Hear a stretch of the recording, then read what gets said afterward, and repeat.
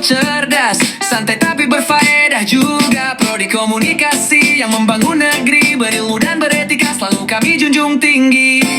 Gak cuma teori tapi juga aksi, mari kita eksplorasi.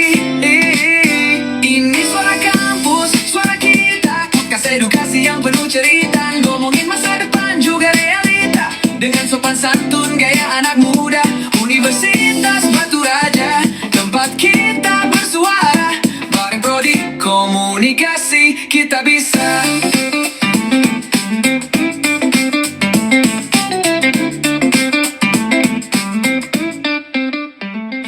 Assalamualaikum warahmatullahi wabarakatuh. Waalaikumsalam warahmatullahi wabarakatuh.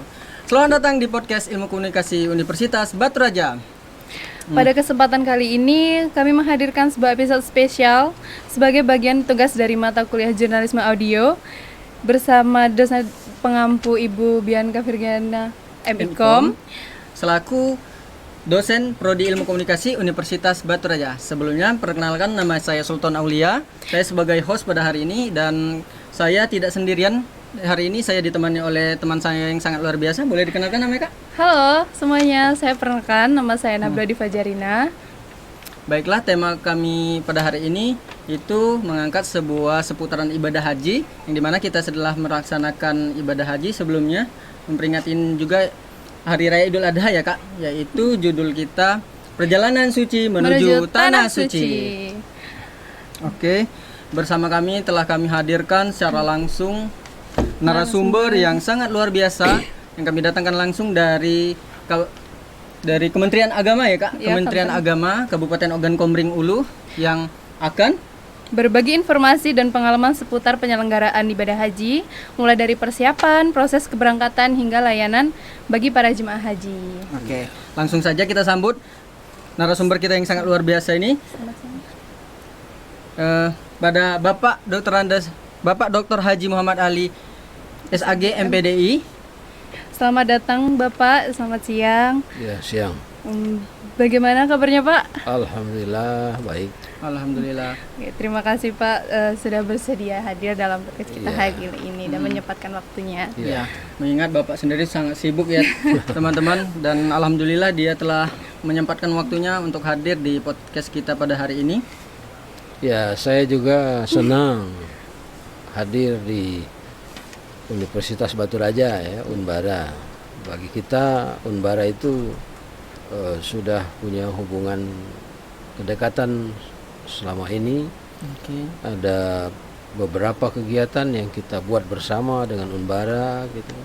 Kemudian kemarin juga pernah sosialisasi tentang kegiatan BPKH, Badan penyelenggara haji juga yang dilaksanakan di Hotel Dezuri dan lain-lain juga, termasuk kedekatan kita hubungan dengan Ibu Rektor. Jadi Unbara sudah merupakan sesuatu lembaga yang sangat dekat dengan Kementerian Agama Kabupaten Oku. Oke, baik Pak. Sebelum kita masuk ke tema dan pembahasan kita selanjutnya, Pak, boleh nggak Pak diperkenalkan dulu nih latar Bapak di Kemenak itu seperti apa, Pak? Ya, nama saya Muhammad Ali. Saya kelahiran Oku, jadi Oku dulu masih gabung ya, jadi Oku. Bahkan saya dulu putra Oku asli begitu. Nah, sekarang sejak berapa tahun kita kan pemekaran. Nah, saya bagian timur, jadi Oku Timur. Tapi Batu Raja ini adalah tempat yang istimewa bagi saya karena ibu kota kabupaten dan keluarga saya banyak di sini. Baik, Pak. Dan saya dulu di Oku, saya katakan tadi di Kecamatan Cempaka, sekarang bagian Oku Timur. Lahir di sini, lahir di Oku, kemudian sekolah SD, MTS di Oku. Tapi di timur sekarang. Terus tahun 98 tahun 88 saya meninggalkan Oku dan hijrah ke Palembang, melanjutkan sekolah pendidikan dari SLTA, pendidikan guru agama, kemudian ke IAIN Raden Patah. Iya. Kemudian diangkat jadi PNS tahun 98, bertugas di Ogan Komering Ilir. Masya Allah. 15 tahun, kemudian 2013 saya dipromosi menjadi kepala kantor Kementerian Agama Oku Selatan gitu, bagian Oku ya. Bagi selatan. Setelah itu Oku Timur 2015. 2017 saya diminta ke kantor wilayah. Ada beberapa jabatan yang diemban di situ. Kemudian 2022 Oktober 28 Oktober 2022 dipindah menjadi kepala kantor Kementerian Agama Kabupaten Oku. Baik. Jadi dari Oku kembali ke Oku. Oku. Gitu ya. Iya. Masya Allah ya Pak ya, perjalanan yang sangat Ya. luar biasa ya. Itu sedikit latar belakang dari Bapak. Oke Pak, terima kasih Ya. atas masukannya. Langsung ke pertanyaannya mungkin Pak ya. Ya. Mm-mm. Menurut Bapak pribadi, di mana kita sendiri kan sudah melaksanakan ibadah haji dan Idul Adha juga ya Pak. Ya. Iya, Kak. Boleh sedikit dijelaskan nggak Pak pengertian haji itu seperti apa? Mungkin di sini terutama kami sendiri ada kurang memahami arti haji ataupun salah kaprah dari haji itu sendiri Ya. Pak.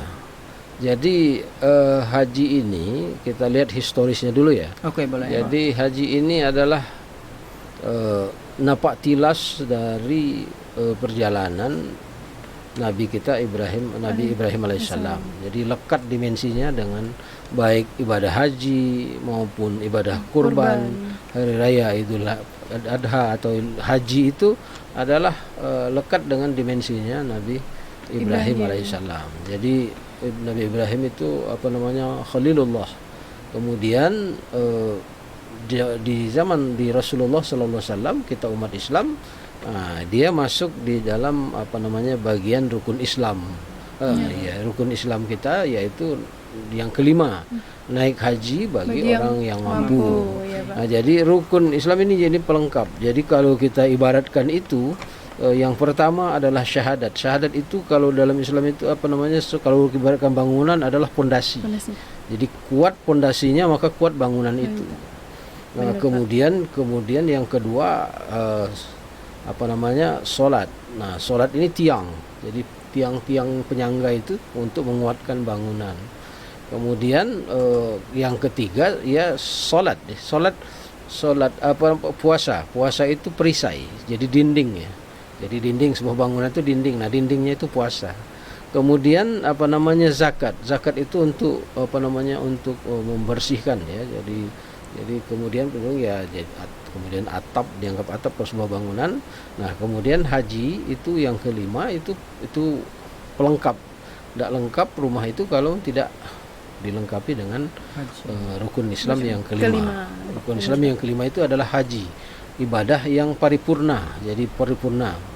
Ya, nah, tapi ibadah haji ini adalah tidak dipaksakan.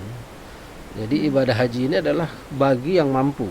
Nah, tapi kemampuan ini adalah kemampuan berupa berupa tenaga, kemampuan berupa materi, begitu kan? Kalau sekarang kan pesawat, kalau dulu orang naik haji itu berjalan kaki, ada yang naik onta, ada kemampuan ke situ untuk menuju ke sana. Nah, kalau sekarang ada kemampuan untuk bayar haji kan, ongkos naik haji begitu. Nah, tapi itu tidak semata-mata karena itu. Jadi orang selalu terpaku dengan pengertian itu, naik haji bagi orang yang mampu. Benar ya, Pak. Tapi sesungguhnya intinya itu keimanan kita. Jadi semua ibadah itu simbolnya dari keimanan, dari dasarnya dari sini. Nah, keimanan kita harus menyadari bahwa haji itu adalah rukun Islam yang kelima. Kalau rukun berarti wajib. Bagi kita setiap muslim itu wajib. Wajib apa? Wajib berniat. Benar. Benar. Nah, wajib berniat ya Allah, aku rindu, aku pengen berhaji, berikan aku jalan untuk kemudahan ke sana. Pasang niat. Nah, niat ini lebih bagus lagi kalau diikuti af'al, diikuti perbuatan nyata, buka tabungan. Buka tabungan kan dia ya kalau di Bank Sumsel itu berapa sih, sekitar ya 500.000 misalnya, buka tabungan di bank syariah itu ini wujud bukti kita. Ya Allah, aku pengen berangkat haji, sungguh-sungguh. Aku tidak punya duit, aku tidak punya uang ya Allah. cuma ada uang 500.000 ini, aku buka tabungan ya Allah, niat. Nah kita menunjukkan dengan Allah, ya Allah aku pengen, ini bukti aku pengen, aku udah kasih duit. Nah tiba-tiba Allah memberikan jalan yang lain. Kita nggak punya uang tapi kita bisa berangkat. Nah ini keyakinan. Jadi ini keimanan tadi, dasar tadi. Nggak punya uang tapi bisa berangkat. Bapak banyak punya teman. Ada teman dia guru ngaji di Pusri, nggak punya apa-apa, cuma ngajar ngaji, gajinya berapa sih? Tiba-tiba Allah mampukan. Dari guru-guru, dari murid ngaji tadi, ternyata ada yang tersentuh hatinya. Nah, Pak Ustadz, ini uang daftarlah haji. Nah, Diberi ke jalan, diberi, Pak, ya. dikasih. Kalau ukuran dia tidak mampu, tapi apa? Dia punya kemampuan itu, dikasih. Wah, ini setorlah untuk biaya ongkos haji. Nah gitu. Itu namanya, kata orang Palembang, haji kosasi. Naik haji karena ongkos dikasih. Oh iya, benar Pak, benar. Bener, iya. Ada lagi yang nggak punya, dia tidak punya kemampuan, tetapi dia punya tanah, jual tanah, haji hasanah kata orang. Naik haji karena hasil jual tanah, gitu. Dan lain-lain, gitu ya. Jadi itu kepentingan haji itu ya. Nah, secara harfiah haji itu adalah ibadah tahunan ya, yang dilakukan dengan mengunjungi atau menziarahi Baitullah ya, dengan niat beribadah kepada Allah pada waktu yang ditentukan, itu pada bulan Zulhijjah. Jadi keberangkatannya di bulan Zulqaidah mulai, kemudian Zulhijjah sampai kepulangan itu. Oke. Oke. Baik Pak, tadi kan ibadah haji itu kan rukun kelima dalam Islam. Baik, banyak yang belum tahu dan mungkin banyak belum ngerti juga antara perbedaan haji dan umroh, Pak. Iya. Nah, kalau haji itu kan biasanya memang di bulan Idul Adha identiknya. Yes. Dan umroh itu kan bisa dilakukan ibaratnya kapan saja, Pak. Iya, betul. Nah, itu perbedaan umroh dan haji itu apa saja, Pak? Iya. Jadi kalau haji kan dia ada waktunya, ada ketentuan, ada waktu yang ditentukan, yaitu pada bulan Zulhijjah. Iya. Sedangkan kalau umroh tidak ada waktu. Jadi di samping bulan haji, di luar bulan itu bisa umroh. Itu pertama. Kemudian dari segi pelaksanaan, jadi kalau umroh itu hanya rangkaian saja. Jadi dari mulai kita niat, kemudian ngambil niat di kemudian pelaksanaan ya tawaf di dalam kalau kan tawaf, sa'i, kemudian tahallul. Iya. Nah, selesai batas itu. Tapi kalau haji dia kan mulai dari dia hadir di padang Arafah. Al-Hajju Arafah. Dia wajib hadir di padang Arafah tanggal 9 Zulhijjah. Jadi tanggal 8 Zulhijjah itu berangkat ke Arafah, kemudian tanggal 9 wukuf. Nah, itu puncak pelaksanaan haji. Kemudian selesai itu mabit di Musdalifah, kemudian mabit di Mina, melontar jumroh, kemudian nah ini yang membedakannya ada proses di Arafah dan Mina. Arafah, Musdalifah dan Mina, sedangkan umroh enggak. Paling kalau ziarahnya saja jalan. Nah, jadi yang membedakannya, jadi kalau umroh kita tidak ke Arafah, tidak ke Musdalifah, tidak ke Mina, jadi tidak melontar jumroh gitu kan. Jadi yang wukuf kemudian melontar jumroh, mabit itu adalah rangkaian haji. Kalau umroh enggak cukup di situ gitu. Oke Pak, membahas soal haji nih Pak. Iya. Saya sendiri sebagai masyarakat dan mahasiswa tuh agak sedikit awam Pak. Iya. Karena haji itu ada beberapa haji ya Pak. Iya. Kalau boleh tahu Pak, yang jenis-jenis haji yang harus masyarakat dan kami tahu itu apa aja Pak? Iya. Haji itu ada ada 3 macam ya. Iya. Jadi ada yang namanya haji tamattu, kemudian ada haji ifrad, dan yang ketiga ada haji qiran. Haji tamattu itu bagaimana? Haji tamattu adalah mendahulukan umroh dari pelaksanaan ibadah haji. Nah, kita di daerah Asia Tenggara rata-rata lebih banyak melakukan ini, haji tamattu. Jadi begitu datang kita melaksanakan umroh. Jadi begitu datang misalnya ke gelombang 1 ya, ke Madinah dulu misalnya. Nah, terus ke Madinah. Nah, Madinah ini tidak ada kaitan dengan haji. Tidak ada kaitannya dengan umroh. Ke Madinah itu adalah ziarah kepada Rasulullah sallallahu alaihi wasallam. Nah, di sana pelaksanaannya lebih kurang 8-9 hari melaksanakan sholat arba'in, sholat wajib di Masjid Nabawi selama 40 waktu. Arba'in itu. Jadi arba'in itu adalah 40 waktu melaksanakan sholat wajib subuh, zuhur, asar, maghrib, isya. Nah, 40 waktu itu namanya bahasa Arab 40 kan arba'in. Nah, jadi arba'in itu sholat 40 waktu sholat di Masjid Nabawi gitu. Nah, kemudian ziarah ke tempat-tempat yang lain di Madinah. Nah, itu kemudian selesai rangkaian arba'in itu kita ke Mekah. Nah, di sini mampir mikot ya, jadi mulai startnya di situ ya, start here kalau bahasa kalau bahasa Sekayunya itu kan. Startnya di di masjid Bir Ali. Nah, di situ mulai melaksanakan umroh. Nah, jadi umroh. Jadi dari hotel di Madinah sudah pakaian ihram. Kemudian mampir di masjid Bir Ali. Kalau batal ambil wudu, kemudian sholat 2 rakaat. Boleh di masjid, boleh lagi ke mobil, baru niat. Nawaitu labbaik Allahumma umratan. Niat, kemudian ya 6 jam itu perjalanan bertalbiyah begitu. Nah, sampai di Mekah, ke hotel sebentar istirahat, kemudian pergi kita ke Haram, Masjidil Haram. Nah, melaksanakanlah rukun umroh tadi. Mulai dari masuk, kemudian tawaf 7 putaran, kemudian sa'i, selesai tahallul. Nah, pulang ke hotel, buka pakaian ihram. Selesai. Nah, itu umroh.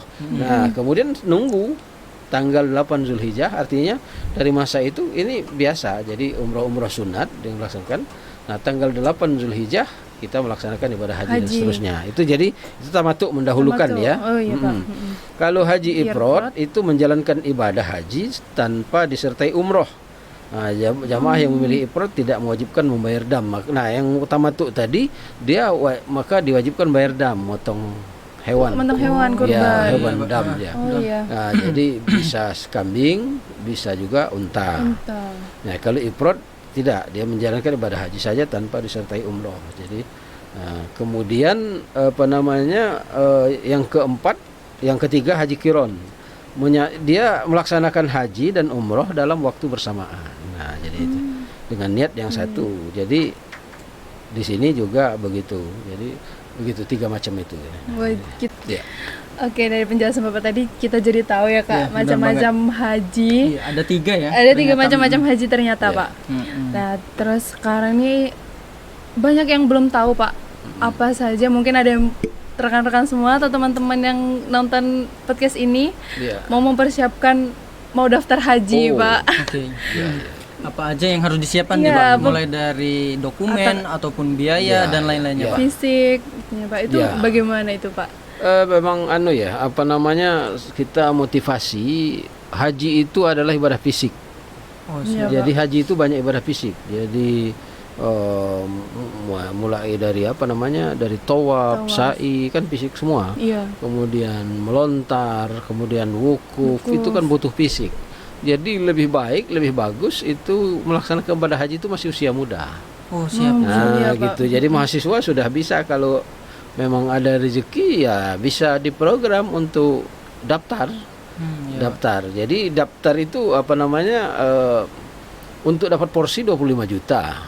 Oh, siap. Ya, karena antrian kita sekarang panjang. Untuk Sumatera Selatan ini kan 23 tahun sekarang. Jadi kalau daftar hari ini berarti Anda 23 tahun yang akan datang berangkatnya. Iya, betul banget. Nah, jadi kalau misalnya orang tua ada uang 25 juta ya langsung daftar. Daftarnya cukup ke Kemenak. Bawa dengan KTP, dokumennya ya Pak yang diperlukan. Dokumen KTP, kemudian tentunya bank kita juga sudah ada. Jadi sekarang kan pelayanan kita satu pintu. Oh iya. Jadi datang ke Kementerian Agama itu udah bisa dilayani semua Pak. Uang daftar, kemudian itu bisa langsung dapat sampai ke SPP, terbit SPPH-nya porsi, dapat keluar porsi. Dia 25 juta. Jadi persyaratan-persyaratan lain yang lain juga banyak, pos pas foto dan lain sebagainya. Untuk itu kan tadi ada yang memang melatih fisik Pak ya. Jadi sebelum ibadah haji itu melatih fisik, dan sebelum berangkat itu adakah check up untuk kesehatan calon jemaahnya itu Iya, sendiri sebelum Pak? keberangkatan Itu sendiri. pas- Sebelum keberangkatan. Pas tahun keberangkatan, itu pas tahun keberangkatan ya, jadi fisik. Tetapi yang lebih penting itu adalah kita mempersiapkan diri. Jadi kalau kesehatan itu kan investasi yang paling penting. Iya. Kesehatan itulah yang paling berharga di dalam hidup kita ini. Kalau walaupun uang banyak sekalipun, kalau kita tidak sehat, jadi kesehatan itu penting. Jadi mau naik haji dan naik haji, sehat itu penting. Harus penting. Nah, itu. Nah, jadi kesehatan tetap dijaga. Nah, ketika pas pemberangkatan nanti itu penting. Jadi mulai sudah 2 tahun ini itu istitoah kesehatan. Jadi istitoah aja. Istitoah itu kan mampu. Man istato'a ilaihi sabila. Jadi punya kemampuan untuk berangkat. Nah, oleh Kementerian Kesehatan diminta untuk sebelum melunasi biaya perjalanan ibadah hajinya harus dulu ada keterangan sehat. Jadi istitoah dari Dinas Kesehatan, yang tentunya dengan tahapan dari puskesmas dicek dulu sampai ke Dinas Kesehatan. Nah, baru diterbitkanlah bahwa ini layak untuk berangkat istitoah. Siap Pak ya. Setelah di sini terus ke asrama haji, nanti pas mau berangkat diperiksa lagi pemeriksaan terakhir oleh Badan Kesehatan Haji Pelabuhan. Oke Pak. Kantor Kesehatan Haji KKP ya, Kantor Kesehatan Pelabuhan. Berarti begitu ketat untuk pengecekan kesehatannya Pak ya? Iya, Oke. karena kita mempertimbangkan keselamatan jamaah. Iya, Jadi Pak, benar-benar. layak tidaknya mampu itu kewenangan Kementerian Kesehatan. Karena haji ini tugas nasional. Jadi yang terlibat ngurusi haji ini banyak, bukan hanya Kementerian Agama, ada Kementerian Dalam Negeri, masalah KTP segala macam, ada Kementerian Luar Negeri, ada Kementerian Hukum dan HAM, masalah paspor, visa dan lain sebagainya, Kementerian Luar Negeri. Kemudian ada Kementerian Kesehatan, ada TNI, Polri dan lain sebagainya. Baik, terus ini kan mungkin setiap tahun Pak di haji, tiap tahun haji itu pasti memang ada cek kesehatan sebelum keberangkatan ya Pak ya. Iya. Nah, dan kemarin ada kabar kalau ada di tahun ini ada 2 jemaah yang meninggal di tanah suci Pak. Itu kan memang sebelum keberangkatan memang sudah dicek kesehatannya Pak. Iya. Dan kita kan nggak tahu kedepannya kan pasti Iya, betul. ada ini. Nah, di tanah suci, kalau sudah sampai di tanah suci itu apa ada penanganan untuk yang jemaah haji tersebut Pak, atau prosedurnya gimana itu Pak? Ya, jadi Indonesia termasuk negara yang sangat memperhatikan itu. Jadi satu-satunya negara yang negara hadir mengurusi jamaah haji yaitu Indonesia. Kalau yang lain itu banyak yang travel saja gitu. Nah, keperhatian pemerintah Indonesia sangat luar biasa.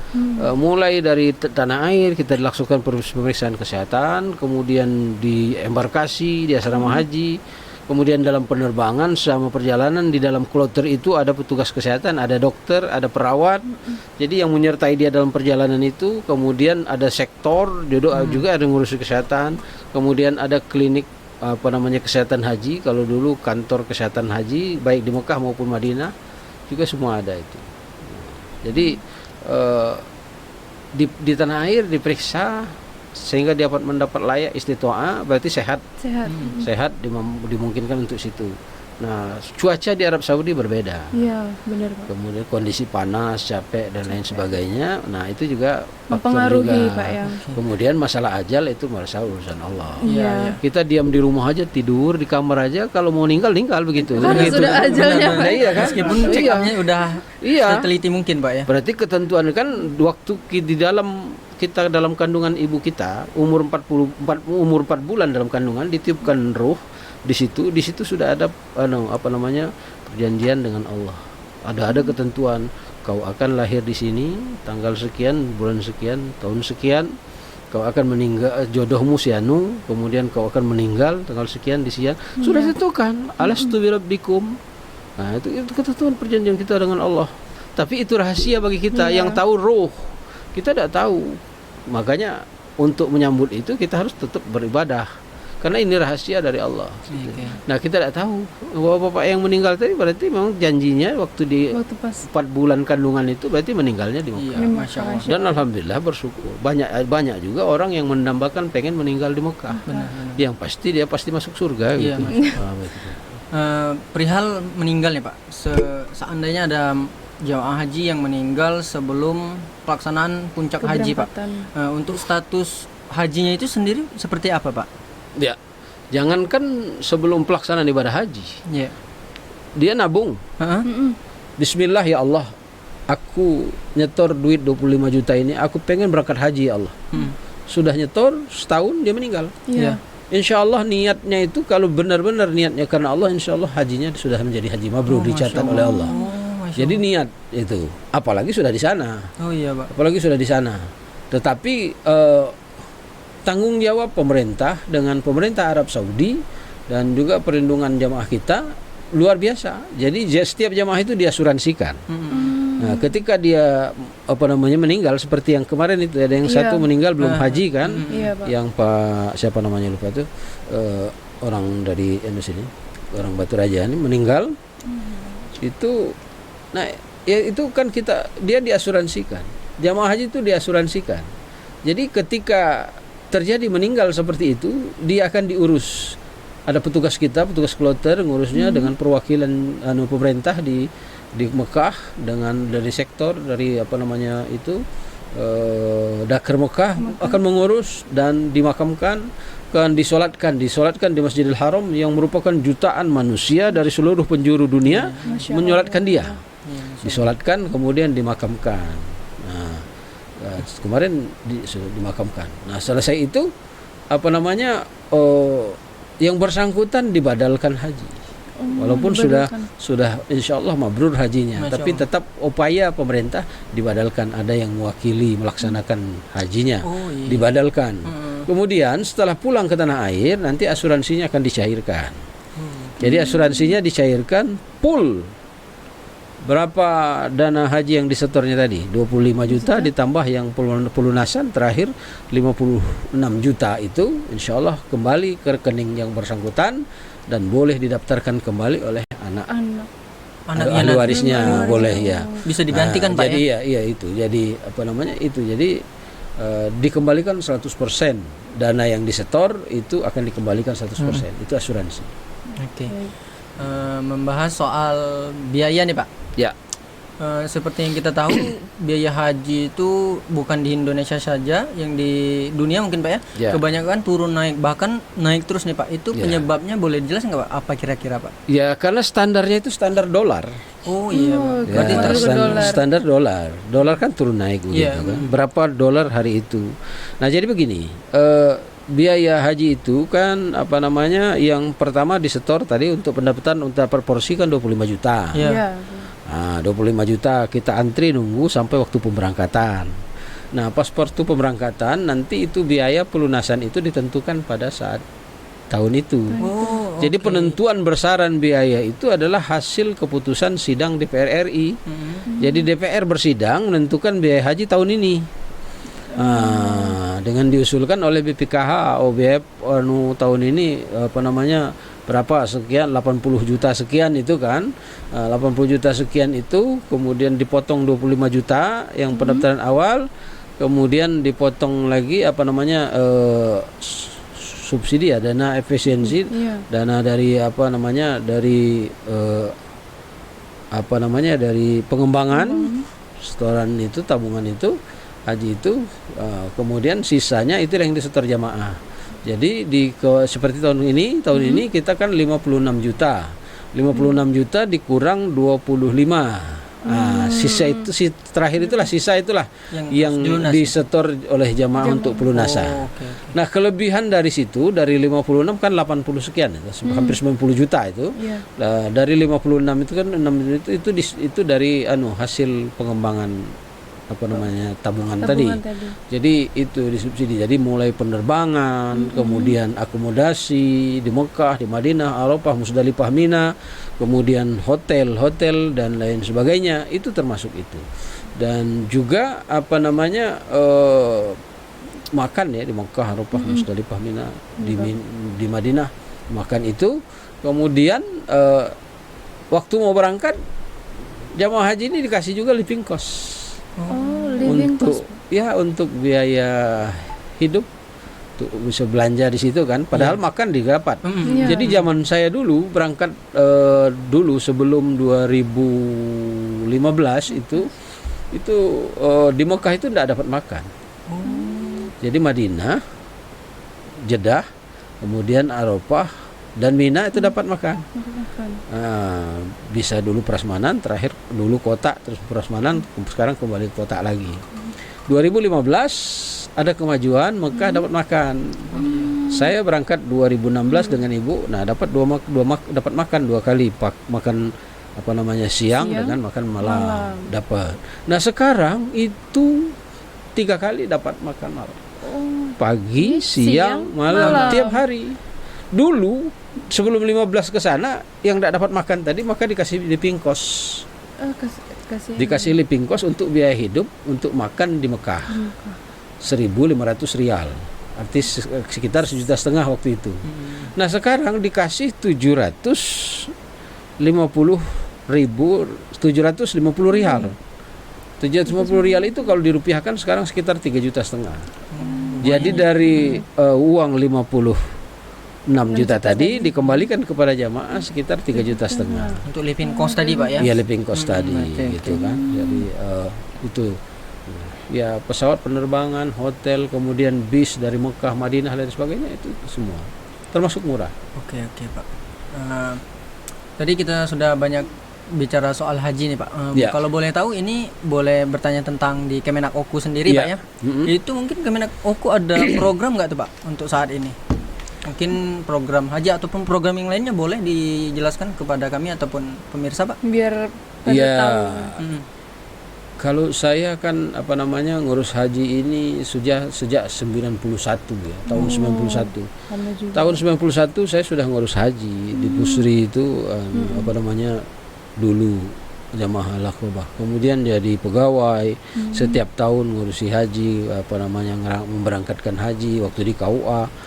Begitu di Kemenak juga demikian. Jadi ketika Oku Selatan dan ketika di Oku Timur saya juga pernah buat terobosan ya. Jadi waktu itu baru Palembang sama Oku Timur waktu itu ya yang buat pelayanan terpadu, pelayanan satu atap haji. Jadi begitu masuk itu untuk fotonya sudah ada di situ, untuk banknya sudah ada di situ, kemudian pengurusan pokoknya begitu keluar dari Kemenak langsung dapat nomor porsi. Yang tadinya sudah Kemenak kita ngambil dulu, terus ke bank lagi nyetor uang, balik lagi ke Kemenak kan. Nah ini kita persingkat. Nah ini juga, sekarang 2022 ketika saya ke Oku itu juga kita pakai. Jadi alhamdulillah sejak 2022, 23 itu sudah berjalan kita pelayanan satu pintu. Jadi di situ ada kalau mau minta data, ada PPID-nya, kemudian kalau kehumasan juga ada itu, kemudian kita siapkan barcode ya. Jadi barcode begitu kalau ada tamu tidak perlu lagi ngisi buku tamu, tinggal scan barcode isi data. Udah kemudian selesai urusannya cukup di situ aja di PTSP. Di situ ada PPID, di situ ada pelayanan haji. Kalau mau konsultasi nanya-nanya tentang haji, ada kita siapkan mejanya di situ. Jadi kemudian banknya juga bisa kita panggil begitu kan. Kemudian selesai pelaksanaan kunjungan nanti scan barcode satu lagi indeks kepuasan. Jadi begitu scan barcode bagaimana yang pelayanan di kantor Kementerian Agama, puas apa enggak gitu. Gitu. Ada langsung ada feedbacknya Pak ya. Bisa sekalian memberikan kritik dan saran. Ya, kemudian kita juga siapkan untuk layanan bagi disabilitas, bagi yang cacat ya. Kita siapkan kereta kursi roda, kursi dorong dan lain sebagainya. Kemudian juga kita tarik tadinya kantor ruangan haji itu di lantai 2. Begitu saya masuk ke Oku, saya tarik ke bawah ke lantai 1, disatukan dengan PTSP begitu. Jadi PTSP pelayanan haji, kemudian kalau yang penting untuk foto masuk ke dalam ruangan haji ada di belakang situ. Baik, kan Bapak tadi sudah dari tahun 91 Pak ya, Ya. untuk mengurusi haji. Kesan apa Pak yang paling membekas selama Bapak membantu proses keberangkatan haji ini Pak? Ya ada kepuasan gitu ya, apa namanya, kita sebagai seorang hamba itu ada kepuasan, di samping kita pengen sekali apa namanya berhaji begitu kan. Cuma walaupun belum berangkat ya kita bisa mengurusi orang berangkat Oh iya, ke Masya tanah Allah. suci. Benar-benar Masya Allah. Jadi walaupun kita belum sampai ke sana, tapi kita sudah punya andil untuk mengurusi mereka supaya diberi kemudahan-kemudahan mulai dari manasik di gitu kan, apa namanya, sampai mereka kembali kita jemput lagi. Saya dulu tahun 91 sampai 98 itu dijuluki orang itu Haji Talang Betutu gitu. Apa itu Pak? Karena ngantar jamaah haji ke Talang Betutu naik pesawat. Jadi naik pesawat dari Talang Betutu ke Jakarta, sampai ke Pondok Gede kan, sama Haji Pondok Gede. Ada yang ngantar ke Pondok Gede, kata orang Haji Pondok Gede. Nah, saya Haji Talang Betutu begitu. Nah dari 91 itu niat kepengen itu, kemudian buka tabungan setelah saya pegawai, buka tabungan haji, ya tabungan saya baru 1,5 juta. Tiba-tiba tahun 2007 saya dapat panggilan dari Allah. Allah mampukan itu. Nah itu maka saya buka tabungan. Saya dapat kesempatan 2, malah dari karena kepala KUA Teladan saya dapat hadiah dari Kanwil, juga dapat untuk ketua kloter, dari Bupati juga Masya dapat Allah. TPHD Masya Allah, kan, Masya Allah. tim pemanju hadi daerah. Nah, saya ambil TPHD karena ibu saya pengen berangkat bersama saya. Kalau saya ketua kloter tidak bisa memuhrimi. Oh iya. Nah, itu ada kebanggaan. 2007 saya bisa berangkat dengan ibu saya. Oke. Nah, kemudian ya di situ Allah kabulkan doa-doa kita saat kita berdoa di depan multazam di masjid, di depan Ka'bah itu berdoa, ya Allah. Dan alhamdulillah sampai hari ini saya bersyukur kepada Allah, semua yang saya pinta itu dikabulkan oleh Masya Allah. Allah, Masya Allah. Nah, itu. Membahas soal Kemenak tadi, katanya Kemenak ada YouTube nih Pak. Ya. Kalau boleh tahu apa tuh YouTube-nya Pak? Ya, YouTube ya. Saya pribadi juga punya YouTube. Oh ya. punya juga ya Bapak? Ya. Wow, ternyata aktif ya. Mulai tahun berapa ya? 2000 berapa ya saya sudah punya YouTube itu ya? 2017 apa 18 begitu. Ya, Muhammad Ali Semendawai ya kalau iya. YouTube saya. Di Semendawai underscore mas official.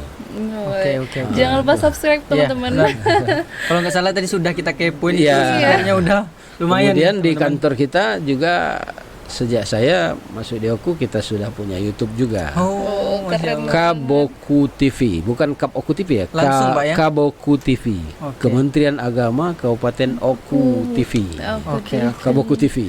Ya, apa namanya? Subscribe, like, comment and share. Nah, berarti teman-teman Di subscribe, like dan komen. yes, benar banget.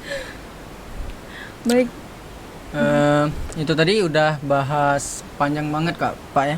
Nggak banyak terasa. banget informasi yang kita dapat dari Bapak, sangat luar biasa sekali. Yes, Kita jadi benar-benar. tahu Yang Haji. dari haji, biaya dan juga Keberangkatan. benar banget apa saja yang harus kita siapkan tuh. ya, penanggulangan di sana bagaimana. Bapak doakan mudah-mudahan Ya Allah.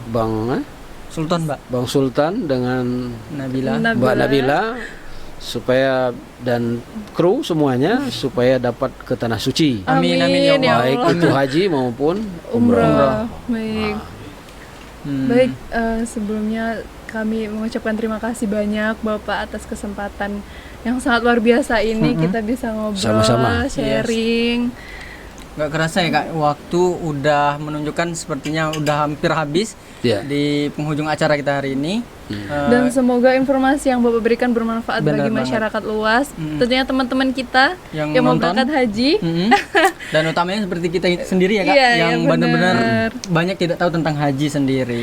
Ya, saya sedikit mungkin ambil ya apa namanya dalam kesempatan ini saudara-saudara kita yang sedang melaksanakan ibadah haji, khususnya jemaah haji Kabupaten Oku yang masih di Tanah Suci, kita doakan semoga mereka sehat walafiat. Insya Allah pada tanggal 22 Juni ini akan sampai di Palembang dan 23 pagi akan sampai di Batu Raja. Amin, amin. Kita doakan semoga sehat dan berdua yang telah mendahului kita telah dipanggil Allah Subhanahu wa taala di Tanah Suci.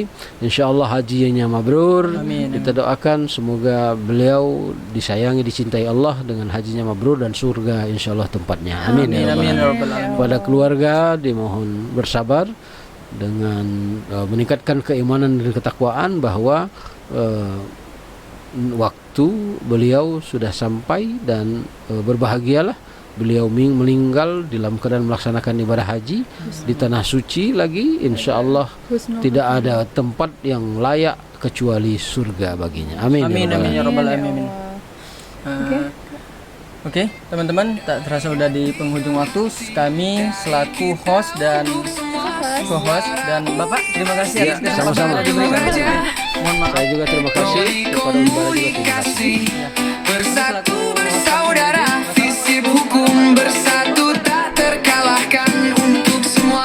Ini suara kampus, suara kita, podcast edukasi yang penuh cerita. Ngomongin masa depan juga realita, dengan sopan santun gaya anak muda. Universitas Batu Raja, tempat kita bersuara. Bareng Prodi Komunikasi kita bisa.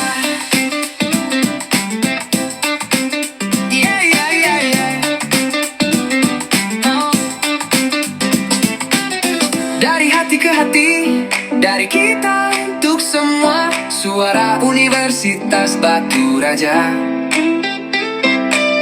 Prodi Komunikasi, bersatu bersaudara. Visip hukum bersatu tak terkalahkan.